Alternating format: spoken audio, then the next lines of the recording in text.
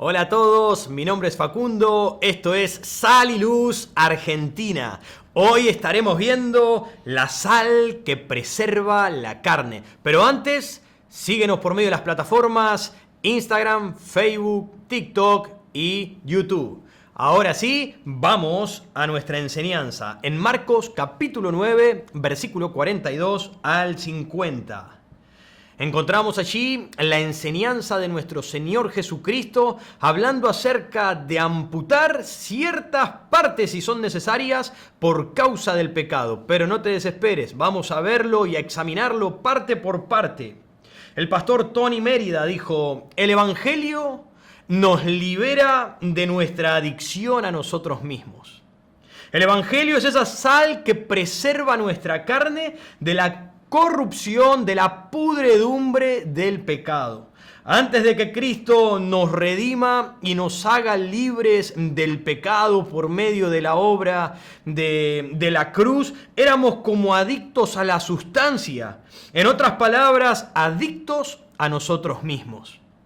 Todo se enfoca en nosotros mismos hasta que el Evangelio llega, nos golpea y penetra nuestro corazón, liberándonos de aquella adicción. Somos como alcohólicos intoxicados, pero intoxicados con nosotros mismos. Como por ejemplo, no estamos interesados tanto en servir como en ser servidos. No estamos tan interesados en dar como en que nos den. No estamos tan interesados en ser los menores, sino que tenemos la necesidad de ser los mayores. No tenemos tanta necesidad de humillarnos, sino queremos ser exaltados. Por lo tanto, los versículos que veremos hoy enfatizan la necesidad de la propia disciplina personal y renunciar al pecado en nuestras vidas. Amigo, lo que emprendemos en el camino de ser verdaderos, repite, amigos, lo que emprendemos en el camino de ser verdaderos discípulos de Cristo, han de batallar constantemente contra los deseos y apetitos de la carne. Habiendo dicho esto, ¿cómo es tu proceder? ¿Cómo es tu vida cristiana? ¿Tiene control? ¿Tienes dominio propio? ¿Estás quitando el pecado de tu propia vida? Si no estás siguiendo el obrar correcto, recuerda, la sal de Dios es la que preserva nuestra carne de la corrupción del pecado. ¿Qué le estaba queriendo decir nuestro Señor Jesucristo a sus discípulos por medio de estas palabras, por medio de estas enseñanza? ¿Y qué nos quieres decir también a nosotros hoy en la actualidad? Porque recuerda, estas palabras, aunque tienen más de 2000 años, no significa que hoy no sean antiguas, prehistóricas. Esas palabras de Cristo dichas a sus discípulos hoy siguen siendo tan actuales como hace 2000 años atrás, tan aplicable a nuestras vidas como en aquellos días. Así que estos pasajes no los podemos leer fuera de su contexto, amigo. Porque si no vamos a sacar falsas enseñanzas. Estas palabras están estrechamente relacionadas con cada una de las enseñanzas que hemos visto en reproducciones anteriores. Los discípulos se peleaban entre ellos para ver quién sería el mayor, quién sería el más grande en el reino de Dios. También vemos que nuestro Señor le estaba dando la lección que no se trata de la grandeza, sino no se trata de que es grande al que sirven, sino que el que sirve es el grande, la humildad. Luego de eso, vemos que los discípulos habían reprendido a un hombre que estaba echando fuera demonios en el nombre de Jesús, pero ellos lo censuraron por causa de que no lo seguían. Frente a eso, a esos acontecimientos, ahora en el versículo 42, Jesucristo les dice, escúchenme bien. Ustedes que son mis discípulos, escúchenme bien. Presten atención a su obrar. Tengan mucho cuidado con lo que hacen, con lo que dicen, con lo que piensan en sus corazones. Porque cualquiera que haga tropezar en la fe a uno de estos pequeñitos que creen en mí, entonces no quedarán sin castigo. Y este pasaje no está hablando de niños literales, sino que está hablando de aquellos pequeños en la fe, aquellos neófitos, aquellos recién convertidos en Cristo. Por lo tanto, Jesús usa una terminología muy significativa diciendo, antes de ser tú una piedra de tropiezo por tu conducta, por tu vida, por tus palabras, mejor te es que te ates una piedra de molino al cuello, amigo. Eso es lo que está diciendo Jesús. Mejor que te ates una piedra de molino al cuello antes de que hagas tropezar a alguien. En otras palabras, le estaba diciendo, mejor es que mueras. Si vas a hacer de tropiezo a otras personas, mejor es que salgas, te hagas a un lado. John Owen dijo, mata el pecado o el pecado te matará a ti. Tienes dos opciones. O lo matas o te mata, amigo mío. Si no nos deshacemos del pecado que derribó a Satanás y el mismo pecado que también derribó a Adán, seremos tropiezos también a los demás y Dios nos hará responsable por eso. Esto mismo es lo que estaba diciéndole a sus discípulos. Tengan cuidado con sus conductas. Tengan cuidado con lo que piensan, con lo que hacen, cómo actúan. Porque no son buenas las reacciones que están teniendo y pueden ser de tropiezo a otras personas. Eso tendrá sus consecuencias. Por lo tanto, presten suma atención al pecado que hay en sus vidas para arrancarlo de raíz. Y eso lo vemos desde el versículo 43 al 48, donde el Señor les dice, córtalo. Si es necesario, corta, amputa ciertas partes, lo que sea necesario que tengas que quitar de tu vida, ampútalo, córtala. Algunos tomamos el pecado a la ligera en nuestras vidas. Algunos coqueteamos con el pecado, permanecemos, insistimos en hablar mal, insistimos en pensar incorrectamente, insistimos en actuar de maneras que son impropias y muchas veces coqueteamos con el pecado, pero no es así con el Señor. El Señor toma medidas radicales. Si el pecado te es un problema, entonces córtalo, tienes que cortarlo. Si eso te está haciendo un problema, debes quitarlo de tu vida. El Señor Jesús les habló literalmente del Gehenna. En estos versículos, esta palabra proviene de Geinom. ¿Qué era eso?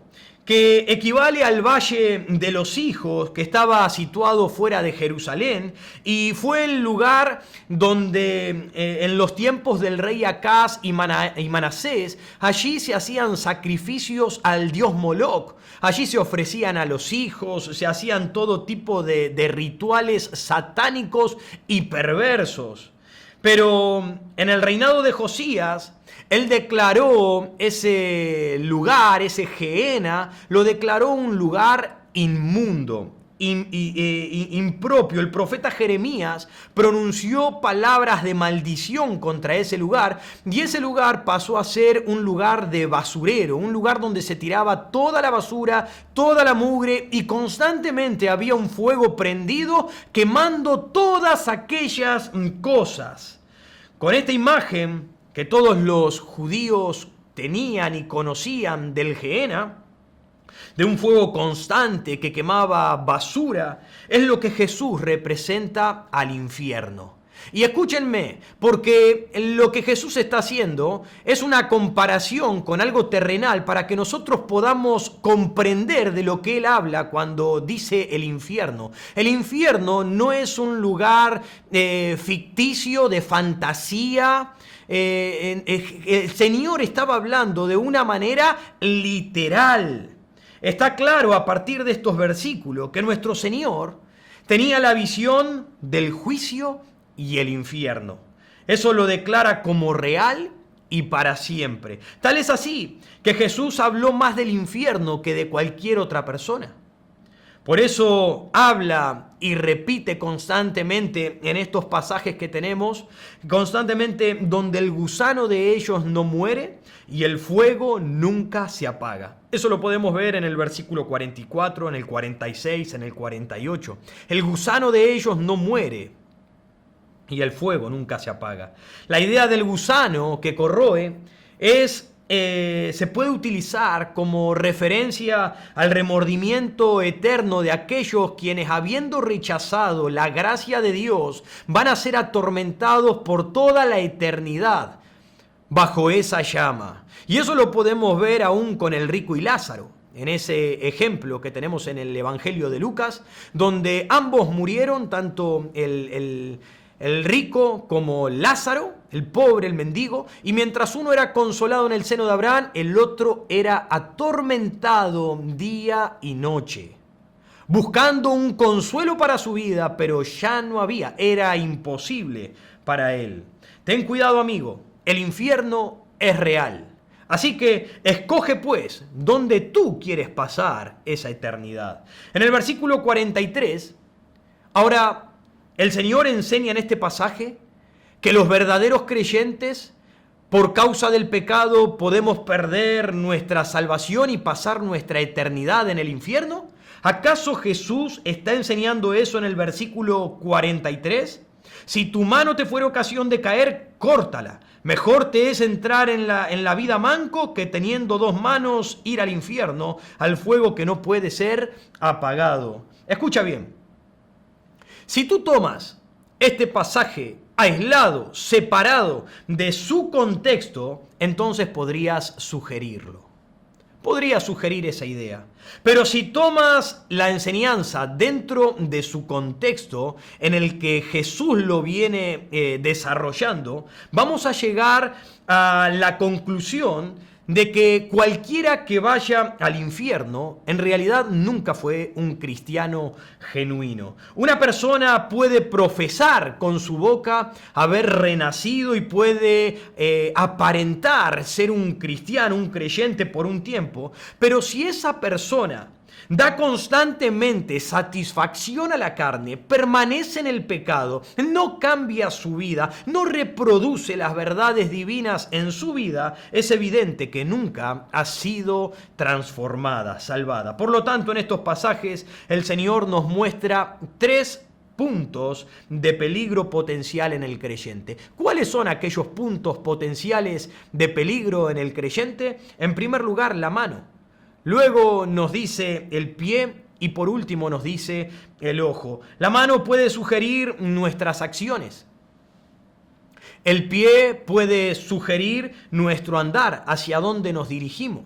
Y nuestros ojos puede sugerir las cosas que nosotros estamos deseando en este mundo. Entendamos que estas palabras del Señor de amputar partes del cuerpo no son literales. Entendamos eso, no es literal. Hay que aprender a estudiar las escrituras, las partes que son literales y las partes que necesitamos entenderlas, que no lo está haciendo literal, sino que está haciendo una hipérbole, está haciendo una exageración para que nosotros podamos entender la magnitud o el grado del pecado. El Señor no lo tolera, el Señor no quiere y quiere que nosotros lo saquemos. Eso es lo que el Señor está tratando de decir. Si el pecado está causando un mal, que por supuesto el pecado siempre va a causar mal, el pecado nunca puede causar un bien, el pecado nos separa de Dios, el pecado mata, el pecado destruye. Pero no solo le estamos causando un mal a las otras personas, como vemos en el versículo 42, sino también a nosotros mismos en el versículo 43.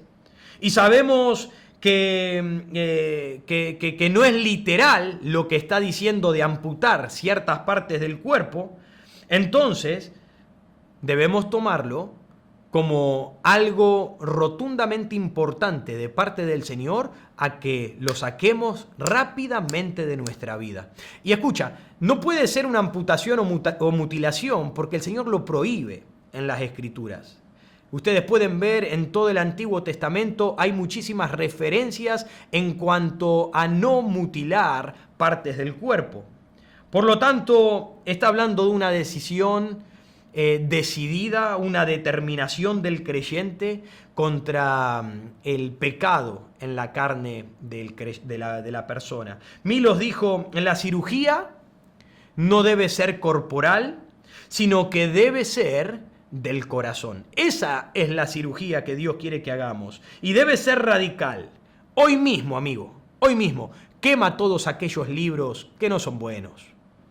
Quita todos aquellos videos que son obscenos. Quítalo allí de tu teléfono, quítalo de tu computadora, quita todas aquellas cosas que son escandalosas en tu vida, descarta aquellos hábitos que son pecaminosos, trata de limpiar tus pensamientos, tu corazón. Tú mismo no lo puedes hacer, lo que es Cristo el que lo puede hacer en ti. Entonces tú necesitas acercarte al Señor Jesucristo con un corazón humilde para que Él pueda hacer esa obra en tu vida, amigo. Pero esto es realmente importante para el Señor. Él no lo toma a la ligera. La cirugía no consiste en cortar tu mano o tu pie, sino un cambio radical de tu corazón. Si tu lengua te lleva a decir cosas que no son buenas, entonces mejor es que la cortes, mejor es que te limpies de eso. Si tus ojos te están llevando a ver diariamente cosas que tú no tienes que ver, entonces es mejor que hagas una amputación de ello, no literal, entendiendo, limpiando el pecado de tus ojos. Si tus manos, si tus pies te están llevando a eso, haz lo que tienes que hacer en la presencia del Señor Jesucristo. En realidad, el valor del reino de Dios es tan grande, que no hay sacrificio demasiado grande para Él. Sería mejor perderlo todo que perder el reino de Dios. Por lo tanto, en el versículo 49, la sal tipifica aquello que preserva, mientras que el fuego aquello que manifiesta juicio. La sal representa el evangelio y la obra de Cristo, mientras que el fuego representa el juicio de aquellos que recibirán por causa de permanecer en el pecado. Y concluye el versículo 50 diciendo, buena es la sal, tened sal en vosotros mismos. Bueno es acercarte a Cristo, al evangelio, y que Cristo permanezca en ti. Así que, amigo mío, ¿estás viviendo de una manera que honra al Señor, impacta positivamente a otros? ¿O estás viviendo de una manera que hace tropezar a hijos de Dios y a otras personas que te rodean? De ser así, recuerda lo que dijo el Señor. Mejor es que se te ate una piedra de molino al cuello. Ten cuidado cuál es el estilo de vida que llevas, porque muy posiblemente tú te crees un cristiano y no lo estás haciendo. Si eres un verdadero creyente, te apercibirás de esto y te esforzarás por quitar el pecado de tu propia vida. Tomarás en serio la santidad como Dios la trata. Pablo dijo a los romanos, decidid no poner tropiezo u ocasión de caer al hermanos, sino limpiémonos de toda contaminación de carne y espíritu, perfeccionando la santidad en el temor a Dios. Amigo mío, la sal preserva la carne, la cual es Cristo. Si te ha sido de bendición este mensaje, te animo a que le des un me gusta al video y que lo compartas con otros. Recuerda seguirnos por medio de las plataformas Facebook, Instagram, TikTok y YouTube. Esto es Sal y Luz Argentina. Dios te bendiga.